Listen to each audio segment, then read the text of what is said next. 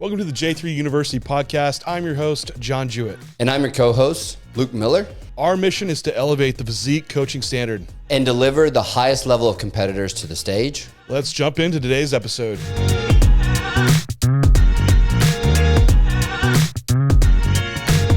Hyrox sucks for bodybuilding. And this is all Luke's fault that I'm saying this, as he had a fiery post around Hyrox, which has gained popularity, but really everyone, the topic we wanted to cover today was kind of how would you optimize and strategize your cardio for bodybuilding, where cardio might be taking you to where it's getting away from the main goal of just upholding tissue, dropping body fat for the purpose of bodybuilding, and kind of where we should be sitting to really create the optimal scenario for when you want to take this to the higher level. I think there's a lot of probably stigma around cardio, myths that are there that we can do a bit of debunking to, and at the end of this, provide you with some clarity of takeaways of how you should be implementing some cardio strategies for your goals in bodybuilding. Yeah, I think a lot of it comes from like some old school rhetoric around cardio kills gains or cardio takes away from your ability to grow tissue. And a lot of the times the devil's in the dose, and then sometimes also the devil's in the modality, which we'll get into in a bit. But understanding kind of where it could potentially cross in our ability to drive hypertrophy stimulus, and the cross point being where does it take away and where does it benefit? Because there's certainly going to be a place where it does benefit our ability to train, and our ability to drive the hypertrophy stimulus, but we can take it outside the confines of being beneficial. So I think it's a great one, and I think you kind of kick us off with our first point and make sure that we address kind of all these myths that come about. When I got into bodybuilding around like 2011, 2012 time, I was getting out of powerlifting. In powerlifting, you don't do cardio because anything over 5 reps is considered cardio. So, moving into bodybuilding, cardio was going to be a thing. And so I was already nerd reading into this stuff. And this was around the timeline when some research in HIIT cardio started to come out.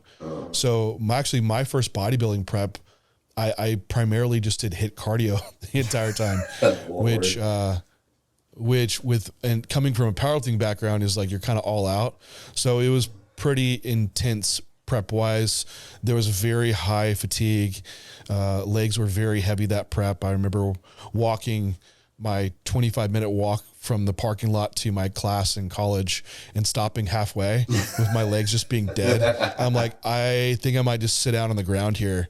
It was like, go back to the car, continue to class. But anyway, that was the time when like HIIT cardio was coming out, looking at muscle gain, and HIIT cardio showing like you could actually increase hypertrophy. However, a lot of this was misinterpreted because it was just looking at could be a sedentary individual or someone very low in training that wasn't doing resistance training. And yes, they grew some muscle, but for someone primary modality of training is hypertrophy training, there might be some interference there. And that's kind of like what wasn't presented. And also the management of fatigue that needed to take place when you're not only doing HIIT training, but also resistance training and a calorie deficit and also posing. And so there's a lot of demands that might not be applicable around HIIT training. But HIIT was kind of the thing where like, this was like a cardio savior of like, oh, here's a way to do cardio and preserve tissue. But that wasn't quite the case. And I think if we go even older school, right, you kind of have like training and preserve everything for hypertrophy training. So you just sit around all day and do nothing except like weight train. I think that's kind of the other end of the spectrum. But even I think if we look in the anecdotal, like you have bodybuilders that did cardio all season long and didn't lose muscle. They're extremely muscular. I know this is very anecdotal. I've heard like the Kai Green thing brought up a lot. Like he would just walk in the step mill for a very long duration. I don't remember the actual duration before he trained. Of course, heavily muscled individual, or plenty of other anecdotes of guys stay doing cardio. And so I guess to prompt, it's like, do you think that rhetoric of the interference effect with concurrent training, doing resistance training and cardio together, is overstated, or does it just needs to be contextualized? I think there needs to be context around it. I do think there's plenty of evidence in the concurrent training literature, kind of like the initiation of concurrent training literature, I believe was 1980. Hickson was kind of like the initial proposal of it. And then you kind of get into some molecular stuff when you get all the way up into like a 5 study in 2018 paper that I'm vaguely remembering. Anyways, I think there's context in the percentage of the amount of training that it actually takes away from it. I think that's kind of the important piece, that we can have a small amount of cardiovascular activity in play in order to achieve the goals that it's going to allow us to achieve. So whether that's progressively increasing over time in a contest prep to increase caloric output, in a state of contest prep where tissue retention is the primary, in an off season where growing tissue is the primary, where we're going to have a larger percentage of the total training stimuli being progressively into training, with a lower portion of that being cardiovascular activity, where its main goal is maintenance of health metrics and maintenance of our cardiovascular system in order to be able to not have that fail on us when we're doing some of our higher rep sets. And so I think that's the context that's pretty important, because we see a very, very large percentage of the total training stimuli being cardiovascular activity. And that's kind of where it doesn't take away as much on the hypertrophy, or really take anything away at all on the hypertrophy portion of that aspect. I think when we start to get outside the confines of keeping the hypertrophy the focus, that's when we start to really see this potentially be detrimental. And I think you can even do this via modality. When modality becomes straining to the point that it adds to the fatigue portion of stimulus to fatigue, I think that's kind of where we start to get into the place of we're using or filling our cup up of recovery capacity and taking away from the hypertrophy portion of that aspect. Yeah, I think with a lot of the concurrent evidence that has been more recent has shown, at least for hypertrophy training, that it might not be nearly as impactful, but context depend on like the type of cardio you've been doing, also durations, also even gender differences. There was a paper comparing concurrent training in males versus females in lower body, and it wasn't impactful for females versus a little more impactful for males. So you can't translate the same, because you have a female, say, doing wellness, bikini, and you know these individuals that are doing like a lot of lower body type cardio, and it seems like they can still uphold the training volume, recover, and sustain strength. And it's like females have better physiology to be doing that type of training and sustain it over males. Even more longer steady state cardio than HIIT cardio might be more beneficial around male aspect. And to bring to your point around the more recent paper, Luke, I had one pulled up. It was this was a 2024 paper by Chin, comparative efficacy of concurrent training on lower limb strength and muscular hypertrophy. It's a meta-analysis. 40 studies were involved in this, and with this being said, that the lower body max strength analysis showed that all modalities of concurrent training were inferior to resistance training alone. So resistance training alone was still ideal, but concurrent high-intensity interval training and resistance training showed an advantage in that aspect. So, there is some aspect around HIIT training that could be taken away, at least from this meta-analysis. But again, you have to look through this paper and see, like, well, what does it mean for like continuous endurance training, and what does that look like? And I think in the context of bodybuilding, a lot of times it's like just enough that you need in an off-season setting to keep health in mind, to also, like you're mentioning, be able to sustain training and not get gassed out during your sets. And I think gets really to the point of when you're getting to a larger bodybuilding aspect in general, right? So if you're finding your stamina is getting taxed in your sessions, you need to be able to sustain training, even from a digestion point of view and hunger signaling. Keeping a little bit of cardio in can make a big difference for a lot of guys, having some separate session in the day. And then health metrics, like staying healthy and being able to flex between different fuel types, and keeping your lab markers in check allows you to sustain these growth phases for longer. And I think for those 3 reasons is why cardio can be a tool that's in place. And even the data showing that, hey, a little bit of cardio it's not going to impact your gains because the signaling we're signaling is so strong for resistance training. But we should probably get into, choosing the right type of cardio, right? I mean, we talk about lists, we talk about HIIT. There's even low volume HIIT, et cetera. Like where do we see these kind of falling for different individuals?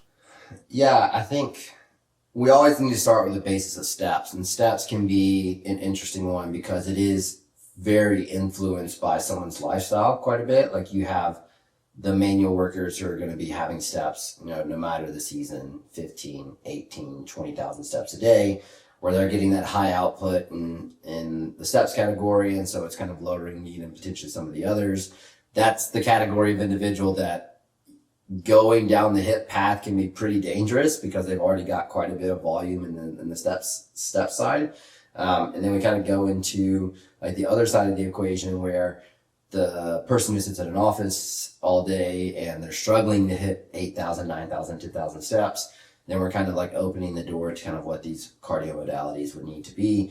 And I do think it's a little bit season specific. I do see HIIT from a health metric perspective being pretty impactful, especially low volume HIIT, like being able to do that potentially twice a week in an off season setting. Duration of cardio is pretty short. We're getting pretty high heart rate elevations, especially for some of my larger athletes. It's really great from like managing the blood pressure perspective. And I see it fitting in that niche very well, but I do not see that type of cardiovascular activity fitting within a contest prep, just from the perspective of contest prep is basically long-term fatigue management. And we're trying to take the least impactful steps in order to drive fat loss throughout the entirety of that. And I think there becomes a point where recovering from those HIIT sessions becomes a problem, or potentially even just getting up for them, like being able to get the same output out of them from like a energy perspective, becomes a problem as well. Yeah, I think like you mentioned, steps is your base to go off of. I see once you cross like probably that 12 to 15,000 step mark is where you might be starting to nix cardio from, at least within an off season. Just because that side, you're probably pulling out a lot of the health benefits from just a high activity level and on top of resistance training that you really need. But again, we have to keep bodybuilding goals in the forefront, because what I find with individuals that get into really high step counts and doing cardio is that you just kind of hit a wall with putting size on that you really need. And so you're not able to progress someone. So you're kind of having to move into maybe a suboptimal position of like, hey, you have to work, your step count is going to be this high, but we might not be able to like fully optimize health with keeping some cardio in place like we would if you're able to just work at home and have lower step count. So there's that piece. HIIT's not for everyone. Psychologically, I understand, like in an off season, some people, it takes a lot to do that for another session or even after a training session. So, I think psychological preference can weigh a lot into that. I prefer it. Like that's my preference. And to manage it too, it also depends on what your training focus is. So if you have someone that is a large male that is trying to bring up legs and training 2 to 3 times per week, it's also hard to do HIIT on top of that too and recover. So that might be a decision in how you're transitioning. And then there's even upper body HIIT. So that's what I will do. If you had, say, like a spin bike, a rower, and battle ropes, like hell, you could do nearly 4 sets on the upper body and 1 or 2 on lower body. And that's very recoverable. So there's ways to kind of work around this, but completely agree with your point. Like moving into a contest prep, it's probably tapering those sessions down to out, and then to keep output up, moving to like more steady state cardio if time is not permitting for more steps. And, within that, we're talking about cardio. We got a little bit into choosing the right modality, which is another thing around the research world, is aspects of cardio that have high eccentric components can cause more muscular damage and make it also harder locally to recover from. So I know everyone loves that step mill, and it's great because it burns a lot of calories. However, it can really beat up your legs. And so if you have someone that is focused on very much on leg training, that could be problematic, and you might be better moving to things that just have like only a concentric portion to it. So this is looking at elliptical or a spin bike. Also, past research showing like movements that have a close mimic to resistance training. So a lot of hip flexion. So think about a spin bike being in a lot of hip flexion, may be less impactful than movements that are less like your resistance training. I think this is a more nuanced, like lesser effect component versus like absolutely the duration of cardio. But like that little nuance piece might be something to account for. So those are the types that I would at least stick to. I know we bring up like high incline treadmill walking. We see that a lot across the board, and that still does have a pretty higher eccentric component as you're going at higher speeds. So it's something just when you're getting into that type of cardio, I think to manage the duration. Like we do steps, that's different, like walking at a slow speed. But when you get to like started to really pound on the treadmill, it can start eating up your legs as well. And one thing that I noticed on my past preps that these past 2 years, I got a walking pad. And I was prior to that doing all my walks outdoors, which walking outdoors like on pavement or worse as concrete can really beat your legs up. Surprisingly, when you're getting up to like 15,000 plus steps. And man, my legs have been drastically less fatigued doing it on a walking pad because it's made to have some built-in cushion. Yep. Yeah, I think it's all considerations within that. There is, and I'll say that because that's our next point. But when we look at like cardiovascular activity, as far as like the choices I'm typically going at, I really like elliptical as an option because we can get like heart rate elevation without too much eccentric component. I really like Hyrox. No Hyrox, no CrossFit, none of the above. It doesn't fit in any phase of a What about jiu-jitsu or boxing? No, none of the above. Oh man, don't send us down that rabbit hole. There's no place, and even you can anecdotal evidence this, like top 10 in the Olympia, how many of them are doing any of these type of activities, right? Like to steal your comment the other day, but anyways, from a modality perspective, I really try to push people towards elliptical. I don't mind bike, but the frequency of it can be pretty problematic. Like if you're doing it every day, like, man, you've done a 25-minute cardio session on a bike and your quads are just like blown. It's things like that you got to watch out for. So elliptical is always kind of first go for me.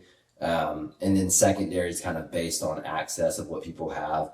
But then it kind of pushes you into the time component, and the time component, which is like kind of like that next point of like, what does someone have available in their schedule for the day if they're not just like an online coach, and what can consistently be executed and takes the least away from someone's process. Like this is where the art of coaching really starts to come into play and can be a challenge depending on kind of the type of job someone works, or kind of the phase that you're in.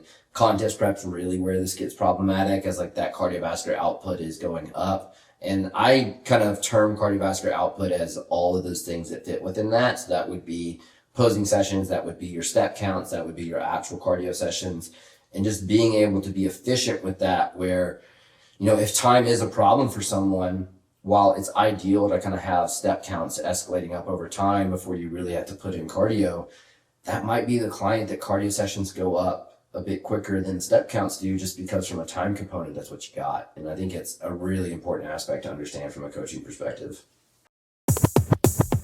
Thanks everyone for tuning in to today's podcast. Are you struggling to hit your peak on show day? Feeling lost in the off season? Upgrade your coaching game with J3 University. Our program covers everything from off season to contest prep to peak week, all based from real client results. Along with our comprehensive physique curriculum, you'll also get access to our 4 rooms with our J3U team to answer any questions you have, and live Q&A sessions to further your coaching and athlete experience. We are the source of education for top IFBB pros and coaches. Join us to elevate the coaching standard at J3 University. Let's get back to today's podcast.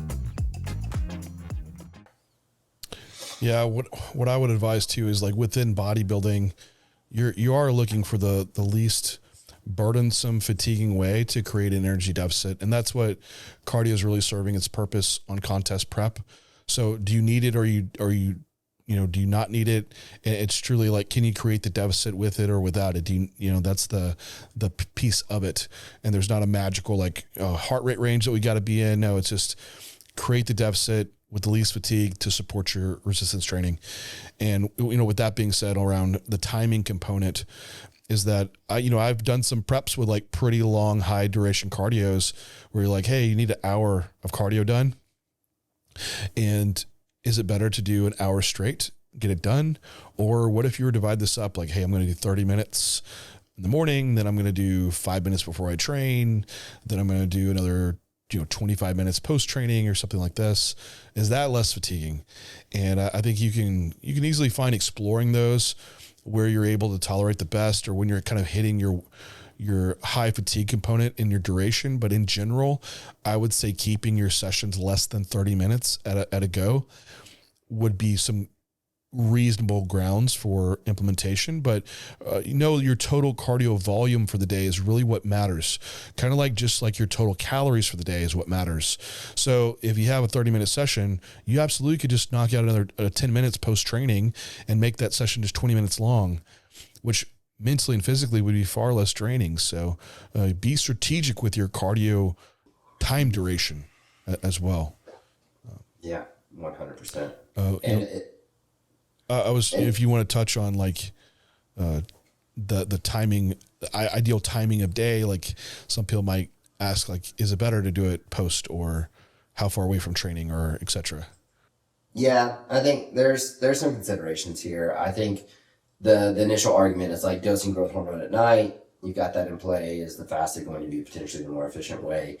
I do tend to bias people towards fasted, but I'm honestly so focused as a coach on adherence and sustainability and getting someone through that. My recommendation generally to people is just have some sort of activity to start your day, whether that's your cardio session or step counts, and just have it be where your cardio sessions that you do have aren't impactful to training. And so my typical suggestion there is, try not to do it within a 4-hour window of training.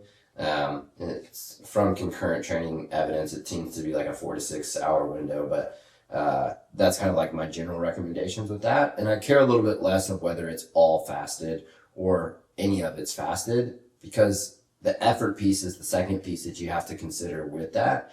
And if someone's not great at having a lot of time in the morning or getting a lot of effort put into the cardio session, that can be pretty detrimental to how quick that volume then has to go up. So I do like activity fasted, but man, I think you're really nitpicking and pulling at straws, because there's other considerations of doing cardio later in the day that could potentially be beneficial to the net cardio output across the entire day. I think that's one of the myths to bust right there, is like that fasted cardio is superior to fed state cardio from a fat loss perspective. And that just hasn't panned out across the research body of evidence as a whole. I think we just end up kind of leaning towards that because for our lifestyles, like you have to go to work. And so you can't just do some like midday cardio or mid-afternoon cardio. It's like, it usually has to be like before everything happens for the day. And then you train after everything else has happened for the day. So you wake up in the morning, you do cardio, right? Is fasted superior to fed state? No. You could eat before you did your cardio and still like the caloric output is what matters. Far more nuanced is like if you are getting into, like Luke said, agents that are aiding and mobilizing fat and uptaking it, like some type of growth hormone, L-carnitine concoction. Maybe you're able to leverage a bit more fatty acids during and spare some muscle glycogen, and that could have some supportive roles for the process.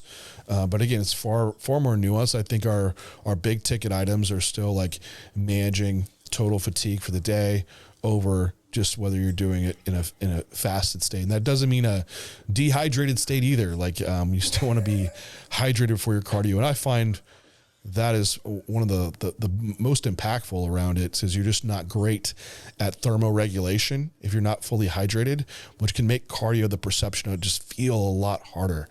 So I would definitely just try to really focus on getting some good hydration in if you are needing to do your cardio earlier in the morning.